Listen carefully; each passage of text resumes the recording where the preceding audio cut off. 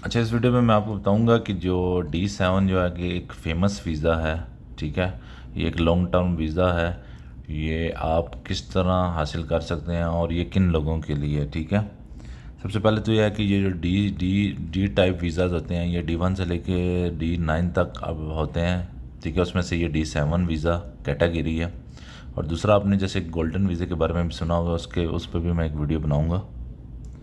अभी इसमें यह है कि ये वीज़ा जो है अपना जो मिलता है तकरीबन कम व बेश जो है वो 4 मंथ का ये वीज़ा मिलता है शुरू में। इस वीज़े की बेस पे जो है कि आप ना क्या कहते हैं, आपको वहाँ रेजिडेंस मिलती है और रेजिडेंस जो है वो आपकी जो है वो सिटीज़नशिप तक जाती है, ठीक है। अभी मैं थोड़ा सा की पॉइंट्स ओवरव्यू बताता हूँ, फिर आपको थोड़ा सा मज़ीद डिटेल में बताता हूँ, ठीक है। इसके बाद ये है कि आप जो है जैसा कि पैसिव इनकम जो उन लोगों के लिए पैसिव इनकम उसको कहते हैं, जैसे आपने अपना घर जो वगैरह रेंट पे दिया हुआ है, मंथली आपको रेंट आता है, ठीक है। ये उनके लिए, ठीक है, ये पैसिव इनकम है। और इसके अलावा जैसे कोई इन्फ्लुएंसर, यूट्यूबर और भी दूसरे जो हैं डिपेंड करते हैं कि आप क्या एग्जैक्ट काम कर रहे हैं, ठीक है। और इसके बाद ये है कि ये जो है वीज़ा, अच्छा, इसके लिए कमो बेश जो है इस वीज़े के लिए जो है वो एक बंदे की जो है ना वो जो अर्निंग, वो जो पैसिव इनकम उसकी जो आ रही है वो तकरीबन जो है वो 750-60 जो है ना मिनिमम जो है वो यूरो होने चाहिए, ठीक है। और इसके अलावा जो है वो दूसरी चीज़ें ये हैं कि इसके लिए जो बैंक स्टेटमेंट जो आपको शो करनी पड़ेगी, वो आपको 1 ईयर बैंक स्टेटमेंट शो करनी पड़ेगी, ठीक है, अपने जो होम कंट्री में। और इसके जो बेनिफिट्स और जो और दूसरी भी बहुत सी चीज़ें हैं, ठीक है, कि इस पे ये है कि आप जो जो आपकी पैसिव इनकम अर्निंग होगी उस पे जो है वो टैक्स एग्जाम्पशन है, जो सबसे बड़ा जो फ़ायदा ही है।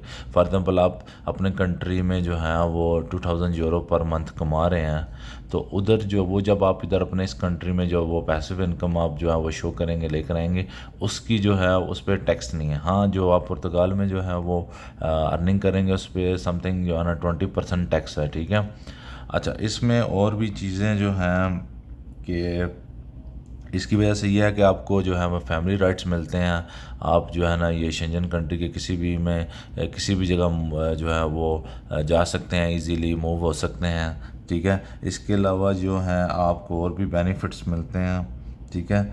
जैसे मैंने टैक्स का बताया कि टैक्स एग्जाम्पशन जो होता है, इसमें जो होता है टैक्स एग्जाम्पशन है, ठीक है। और इसके अलावा जो है और भी ये है कि आप जो इसको जो अप्लाई करने के लिए यह है कि आपके होम कंट्री से इसकी अपॉइंटमेंट लेनी पड़ती है। वहाँ पे आपको आपकी जो है वो टाइज वगैरह, आपके जो फाइनेंशियल बैंक स्टेटमेंट्स वगैरह, ये चीज़ें उधर शो करानी पड़ती हैं, ठीक है। और इसके अलावा जो है कि आपको पुर्तगाल में जो है वो समथिंग बैंक का अकाउंट ओपन करना पड़ता है, और वहाँ पे जो है आपको प्रूफ ऑफ अकोमोडेशन देनी पड़ती है।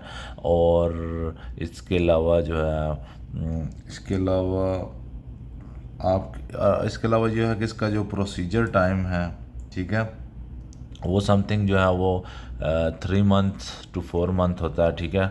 अगर आप मिडल ईस्ट से कर रहे हैं तो ये 2 मंथ से 3 मंथ के बिटवीन होगा, ठीक है। तो ये कम हो जाता है।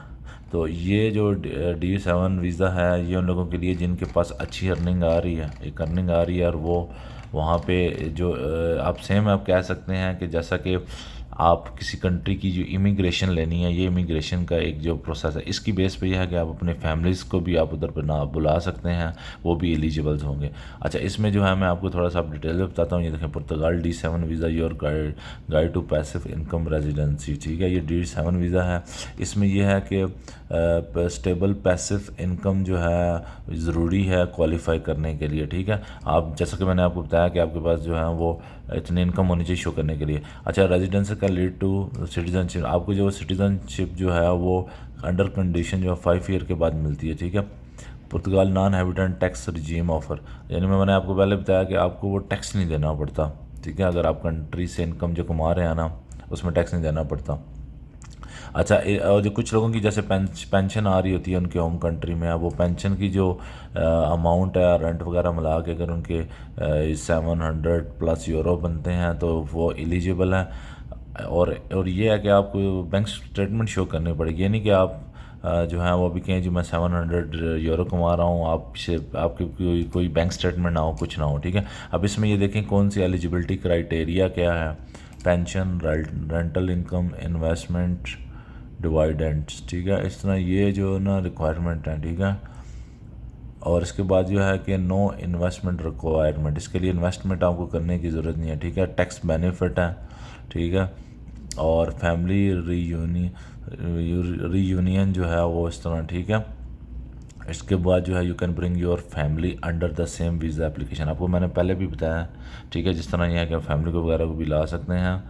और इसके बाद जो है दूसरा जो path to citizenship, the D7 visa can lead to permanent residence and potential citizenship after 5 year, ठीक है।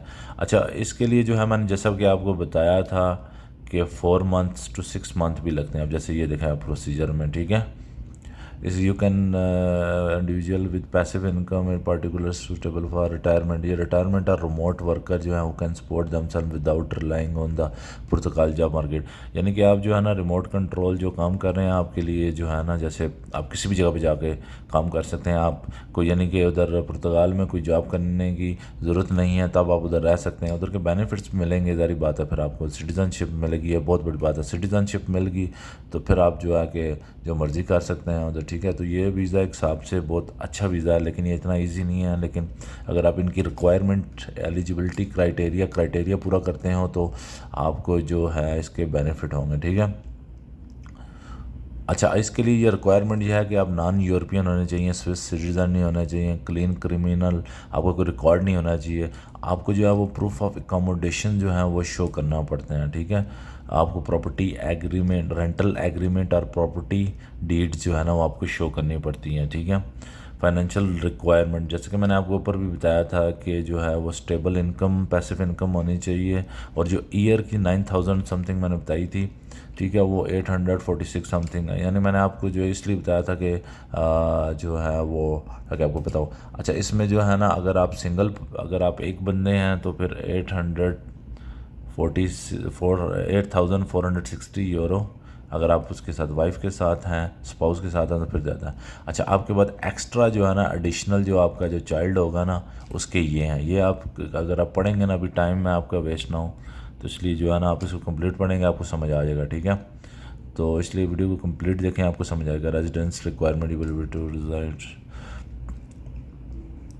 अच्छा, you have agreed to be Portugal by at least 16 months, यानी आपको 16 मंथ तक उधर रहना है।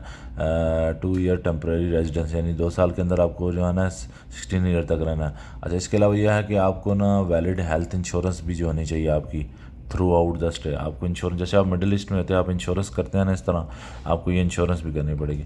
अच्छा, इसके प्रोसेस के लिए जो है वो आपको document preparation, careful preparations of documents जो चाहिए, ठीक है। Proper submission to the appropriate authority and clear understanding of the requirement step. तो अगर आप इसको प्रॉपर किसी बंदे से करवाएंगे तो उससे चांसेस ज़्यादा होंगे, उधर लायर वगैरह भी होते हैं, ठीक है। अनेंशियल डॉक्यूमेंट्स में यह है कि वीज़ा एप्लीकेशन फॉर्म चाहिए, वैलिड पासपोर्ट के ब्लैंक पेज चाहिए, फ़ोटोज़ चाहिए, ठीक है। पैसिव इनकम बैंक स्टेटमेंट चाहिए, ठीक है। प्रूफ ऑफ अकोमोडेशन इन पुर्तगाल में अकोमोडेशन प्रूफ चाहिए, ठीक है। और ये पुर्तगाल है ना, ये नंबर भी चाहिए, और criminal record certificate from your country of residence and the other country जहाँ पे आप ओवर ईयर पास्ट 5 ईयर, ठीक है। जो लास्ट 5 साल में अगर आप किस कंट्री में रह रहे हैं उसकी भी, और आपके होम कंट्री की भी, ठीक है। एप्लीकेशन आपकी सबमिट होगी, आपने एप्लीकेशन फ़ीस पे करनी है, ठीक है। एडिशनल जो है ना डॉक्यूमेंट्स नेसेसरी, आपने एडिशनल डॉक्यूमेंट्स चाहिए होंगे वो भी, और final step approval, you will receive a temporary resident visa allowing you to enter Portugal within 4 month of the arrival. You need to schedule the appointment with SCF, वहाँ जाके आपने ना appointment जो है वो SCF से create करनी है, और टेम्परेरी जो है ना रेजिडेंट वैलिड जो है वो 2 ईयर के लिए होगा, ये इशू होगा, ठीक है। यू कैन रीन्यू, ठीक है, परमानेंट रेजिडेंस। अच्छा, और इसके बाद जो है कि फाइनेंशियल कंसिड्रेशन, टैक्स इम्प्लीमेंटेशन। अच्छा, आपको जो है ना tax obligation that comes with becoming tax residence, ठीक है। आपको इसके लिए जो है ना जो है वो टैक्स वाला प्रोसीजर भी आपको करना पड़ेगा, ठीक है। अच्छा, अपना tax 20 for foreign source income. अच्छा, फॉरेंस पे जो है ना नॉन हैबिचुअल रेजिडेंस स्टेटस और ये tax rates up to 48% higher band of income with NHR offering. अच्छा, ये टैक्स वगैरह का भी सिस्टम है, ये आप कि जो लॉयर वगैरह आपकी से प्रोसेस प्रॉपर तरीके से अप्लाई करेंगे, सर्च करेंगे तो आपको इसका समझ आएगा। कॉस्ट ऑफ लिविंग जो है, मिनिमम वेज, मंथली एक्सपेंस। अच्छा, आपके पास कॉस्ट जो है ना लिविंग के लिए जो है ना, you must be account for cost of living your financial planning. आपके जन इट वाइडली डिपेंड, यानी ये चीज़ें भी जो है ना मैटर करती हैं। आप इसको कंप्लीट आप रीड करें, इसको समझाने में भी टाइम लगेगा, ठीक है। बैंक स्टेटमेंट जो है, बैंक स्टेटमेंट भी जो है जैसे मैंने आपको बताया है कि मंथली पैसिव इनकम एटलीस्ट जो है ना, अब इधर जो है ना 9,000 मैंने आपको बताया था ओवरऑल, ठीक है। अच्छा, बैंक स्टेटमेंट हमने 1 ईयर की थी, लेकिन यह है कि 6 मंथ 1 ईयर जो है ना बेटर, आपकी जो जितनी वो 1 ईयर से जो है आपकी बैंक स्टेटमेंट प्रॉपर तरीके से होगी उतना ज़्यादा अच्छा। आप जो अब रिकमेंडेशन यही है कि आप 1 ईयर की जो आप करें, ठीक है। अच्छा, ये जो है पुर्तगाल D7 वीज़ा जो है वो एक टेम्प्रेरी रेजिडेंस टू सिटीज़नशिप तक जाता है, ठीक है। Your journey will involve renewing, आपकी जो है ना वो रेजिडेंस कार्ड है वो रिन्यू होता जाएगा, ठीक है। अच्छा, ये सारी इस तरह जो है ना अचीविंग परमानेंट रेजिडेंस 5 ईयर तक आपको ये सारी जो रिक्वायरमेंट पूरी करेंगे इस तरह। Sufficient command for the Portugal language, आपको A2 लेवल लैंग्वेज भी आनी चाहिए, ठीक है। Proof of counties residence in Portugal, stable income and the place of residence, permanent residence, ठीक है। ये सारी चीज़ें आप रिक्वायरमेंट पूरी करेंगे तो path to citizenship, your eligibility for Portuguese citizenship arrive after 5 year of the permanent residence, ठीक है। Show evidence of the clean, आपका क्रिमिनल रिकॉर्ड नहीं होना चाहिए, ठीक है।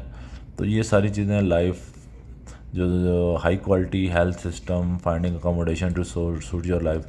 अच्छा, ये सारी चीज़ें ना रियल एस्टेट एंड अकोमोडेशन, यानी कि जब आपको रेजिडेंस मिल जाएगी फिर आप बहुत चीज़ें कर सकते हैं। एडवांटेज चैलेंजेस भी होते हैं, ठीक है।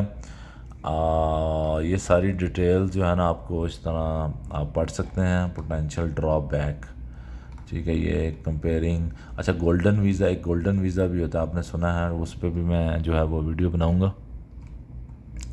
फाइनेंशियल फैमिली कंसिडरेशन, ठीक है। When you applying for the Portugal D7 important to understand how your family can join your under unifications provisions and the implementation education Portugal, ठीक है। अच्छा, आप अपनी फैमिली का भी इसको आपको उधर पता आपको कंसिडरेशन करना पड़ेगा, आपको प्रॉपर तरीके से देखना पड़ेगा, ठीक है। आप चाइल्ड की जो education, free education is free for residence, ठीक है।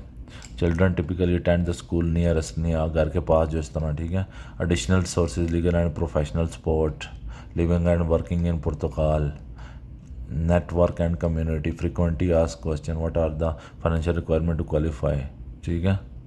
ये मैंने आपको जो ऊपर डिटेल जो पूरी बताई हैं, ये सारी चीज़ें जो है ना दोबारा इधर जो हैं आप देख सकते हैं, मैं दोबारा इस पर वीडियो बनाऊँगा।